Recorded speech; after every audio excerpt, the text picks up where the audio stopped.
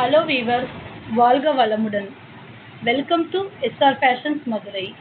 வேலுண்டு வினையில்லை, மயிலுண்டு பயமில்லை, புகனுண்டு குறைவில்லை, கந்தன் உண்டு கவலை இல்லை. எஸ், இன்னைக்கு நம்ம இந்த வீடியோல என்ன பார்க்க போறோம்னா வேல். இந்த வேல் வந்து 4 inches ஹைட் கொண்ட வேல். இதுல 2 சைட் இந்த வேல்ல இருக்கு. ஒன்று இது மாதிரி பட்டை போட்டு நடுவில் குங்குமம் இருக்க மாதிரி இருக்கு. இன்னொரு சைட் திருப்பி பார்த்தோம்னா ஓம்னு எழுதியிருக்கோம்.